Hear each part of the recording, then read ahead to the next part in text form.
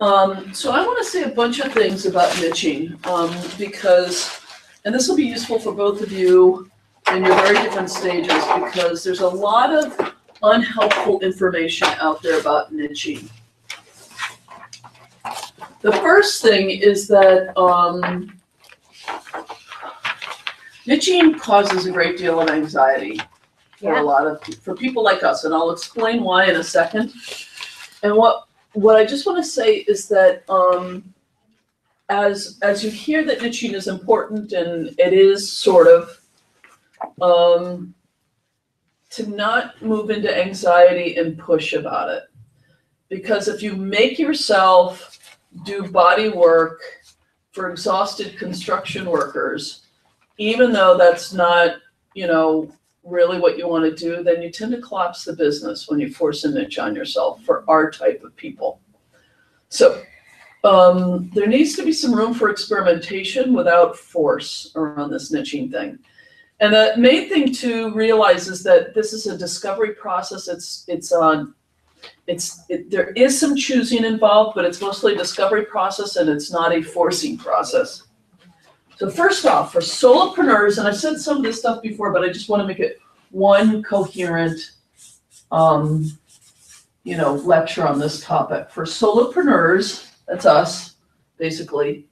Even if you get a small staff eventually, you are your brand. Okay. So what I mean by that, when I made the point about how Carmel this was, yes, the gray and the pink, it's not a, perfect, it's the lines are not perfect, it's a little mushy. That's Carmel, yeah? I showed you the one of the woman who does the weight loss, the Constellation weight loss. It was very green last time, I think I showed you guys. Mm-hmm. Very her, my website, very me. You are your brand. And so you don't need to pay other people a whole lot of money to develop logos and write your copy for you and all that stuff, which means that that's why the niching document is the way it is. It's a self-discovery process for you to get to know yourself more and more and express that through your business.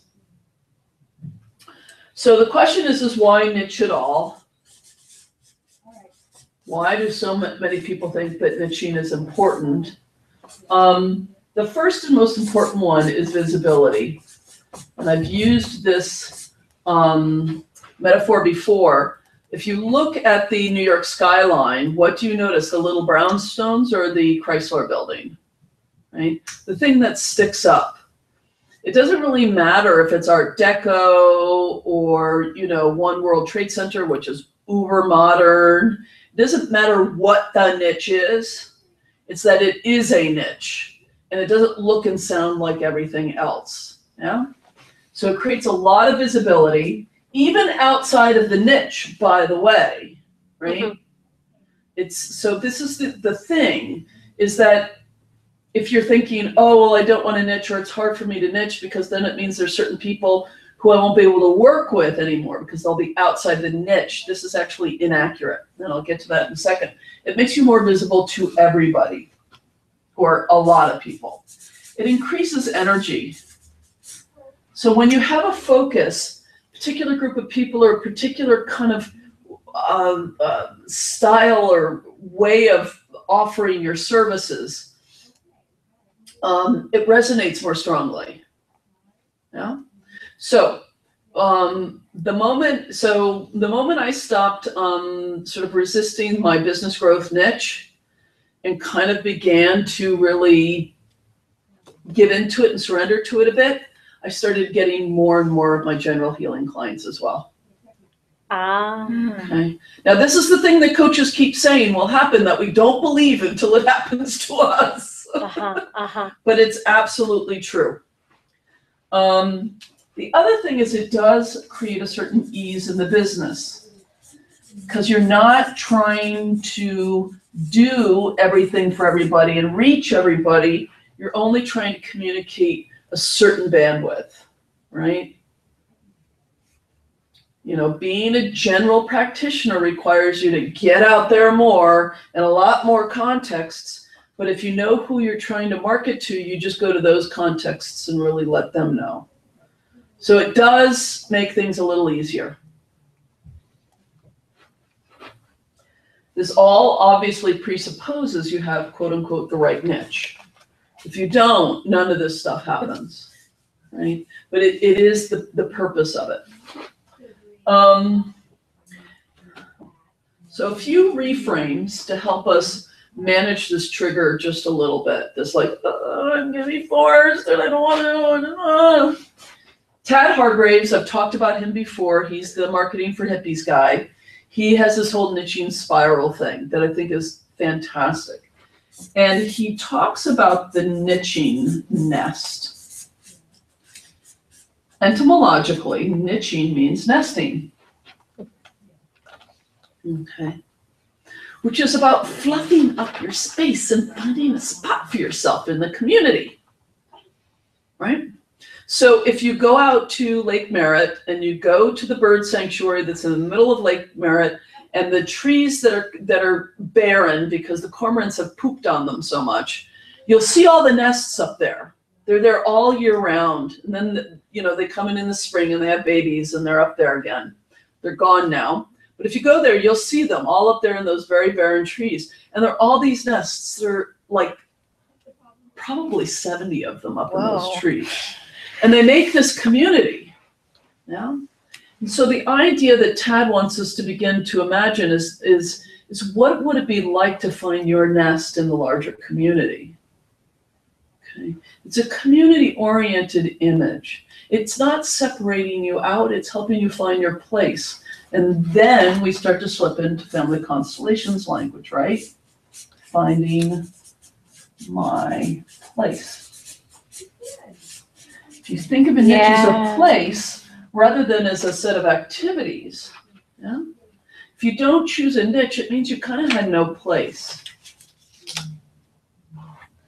You're any place. You're a hobo. You're going anyway. You're a Rolling Stone who has no moss, right? You know, that all that 60s blues stuff, right?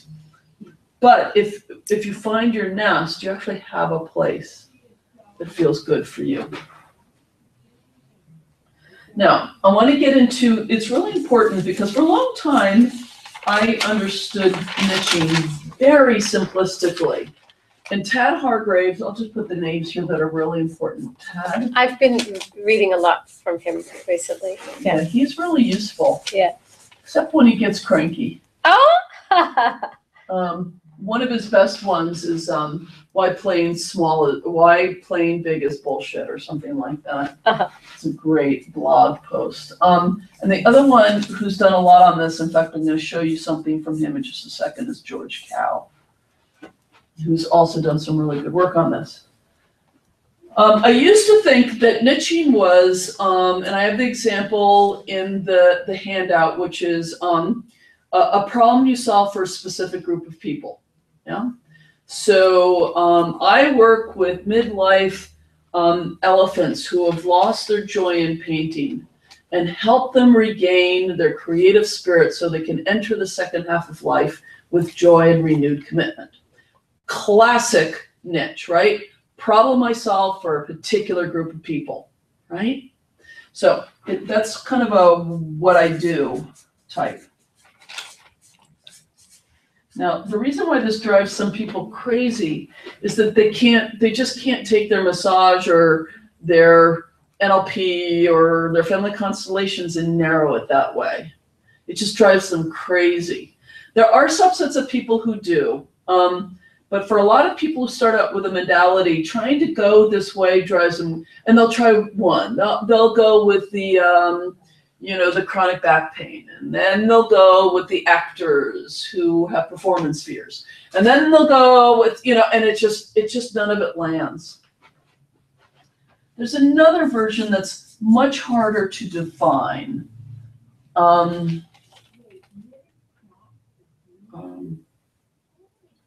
Actually, this is what I do. Sorry. Yeah, that's okay. I was wondering. Sorry, whom I serve. Yeah. It's excuse me. This is the first one, thank you. Okay.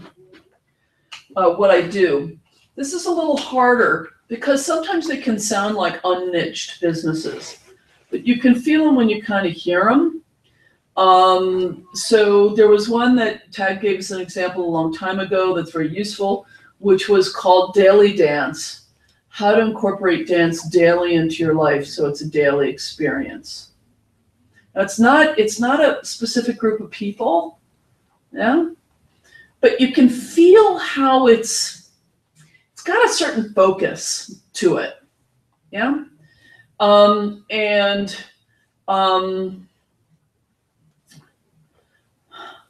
it now leaves a lot more room for what can be really felt as a niche, right? But this is harder to define sometimes, but when you see it, you know it. It's like, oh, it's still focused on their modality, but it's shaped so elegantly and specifically that no one would mix it up with all the other ones out there doing that modality, right? Okay, so now George, I'm going to go back for a moment. The other thing that Tad Hargraves talks about is the niching spiral.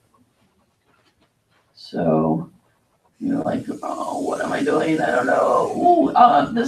No, I'm getting pushed a little bit more. It's getting more focused. Oh, this, yay! That the journey, the reason why he came up with this is because he would participate in workshops or even lead workshops where they would try and get people to find niches in a couple of hours. This is like Thrive Academy does. The other option is maybe a whole weekend, and you find even a weekend was creating too much push. And so what he does is he leads people on a process that allows it to unfold a little bit more organically over time. Now, I'm going to get to a little bit more on the how of this in a second. But what I like about this is it gives you a little bit more space to discover. And what it requires is what I've talked about before is a willingness to be in discernment and to go, to sort of be walking, and then you kind of hit a wall, which is discomfort with that group of people perhaps. And you go, oh, okay. And instead of forcing your way through it and keep on going straight, you spiral a little bit. Not that group of people, okay. And you keep going in, and then you hit another wall, and you realize, you know what, I have to be honest, I don't like teaching, okay? Or, gosh, I really do like teaching, or whatever it is. And then, and then it allows you to actually move into the spiral. This is what happened with me, absolutely classically with my own niching. The way it started was I was talking with Shannon Curry, who used to be on staff at NLP Marin. She used to be the staff, basically, with Denny.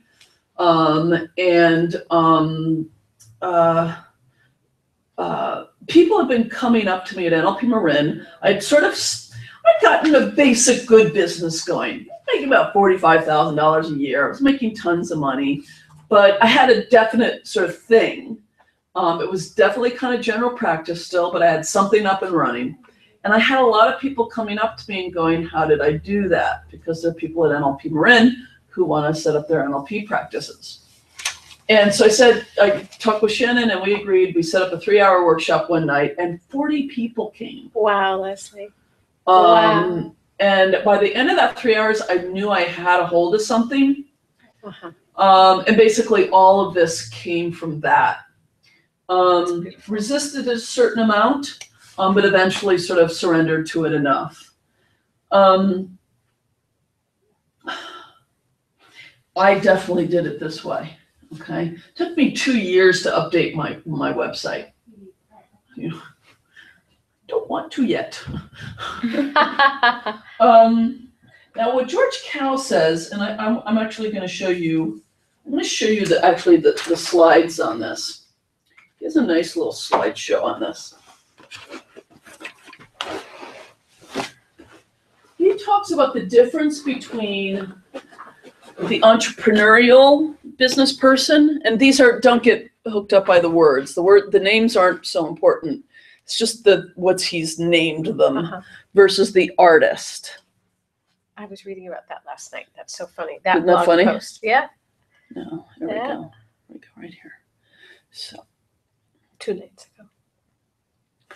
So, if you guys need to, I feel like you have a good enough view. Can you see? Yeah, I can see. Okay. So, so he says there are 2 things you need in business. You need your art, your uniqueness, and you need other people's needs, right? Whoops. How did I scooch so far ahead? That went way. Is that going to be on a video? It's not a video, it's a slideshow, sorry. Okay, that's okay.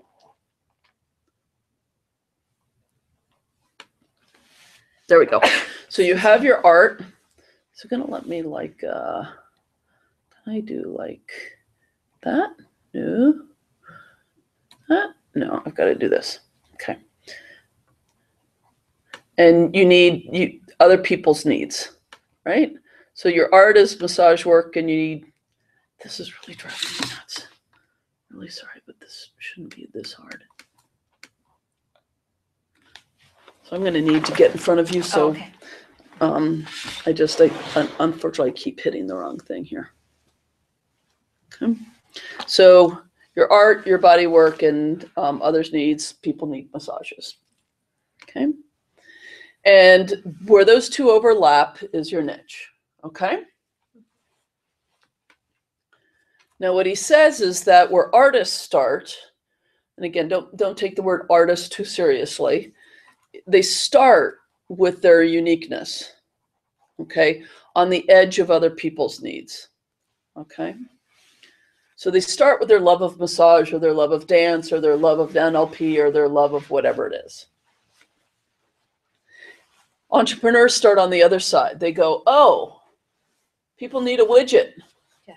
That's what they need. They need, busy.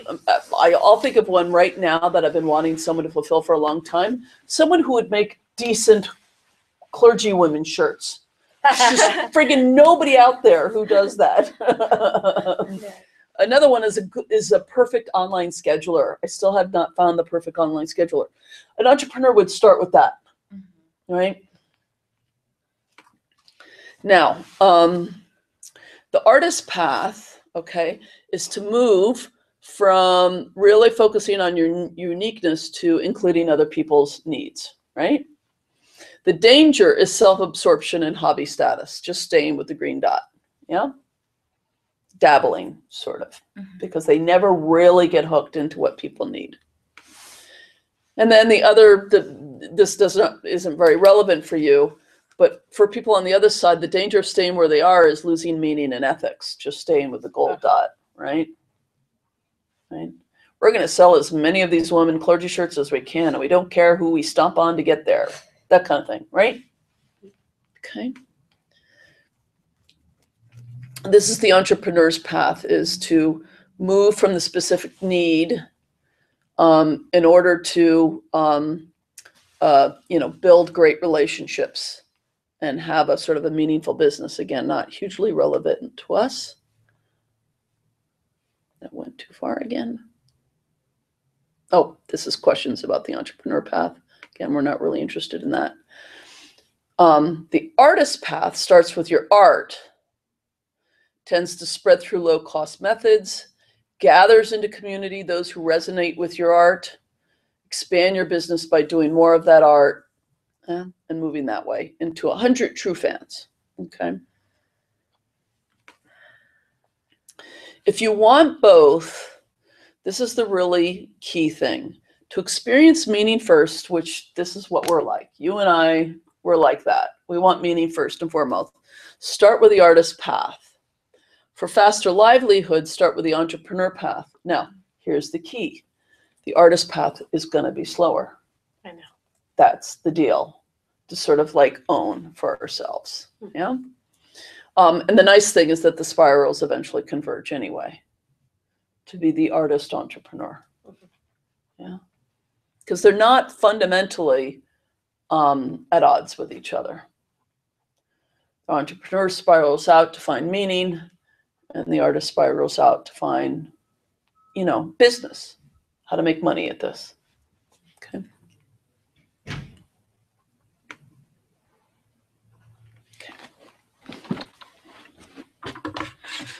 I like to show that to people because there's a whole lot of people sort of explaining to themselves, how come this isn't going faster? There's something wrong with me. Yeah, that's really helpful. And there are ways to speed it up. Taking the right classes and learning the right skills will speed it up. You can get bogged and never move forward, for sure. But for folks like us, it's just kind of the way is that it is going to be a little slower and kind of be in rapport with that. So let's just put down the artist versus the entrepreneur.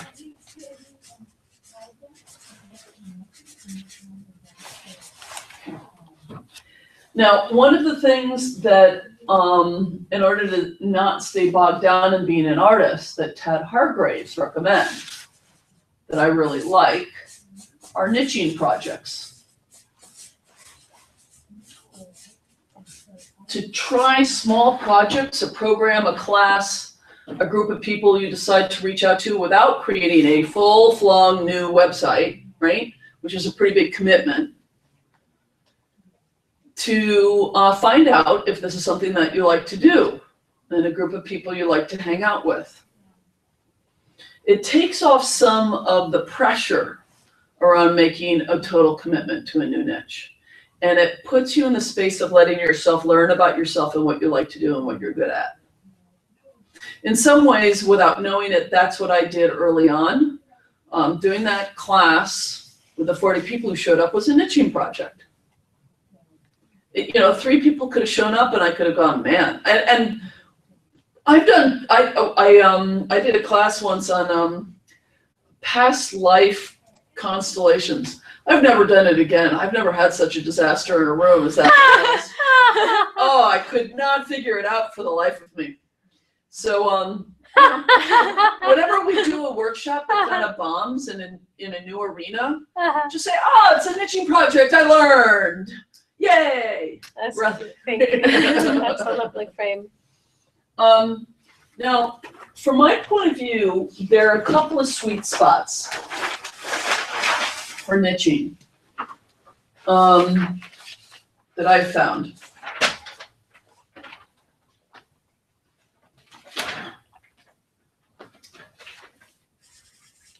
These are not the only ones, but they do show up over and over and over and over again with people I've seen who are successful. One is the wounded healer thing.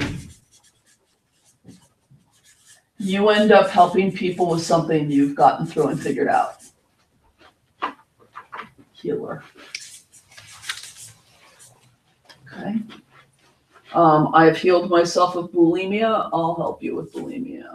I've healed from my experience of childhood incest. I can help you heal from that.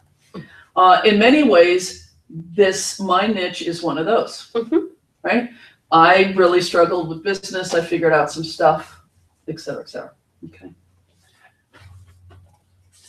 The other version of this is the combination, and by the way, these are not mutually exclusive. This is also true of what I'm doing now. Combo of 2 or more areas of expertise.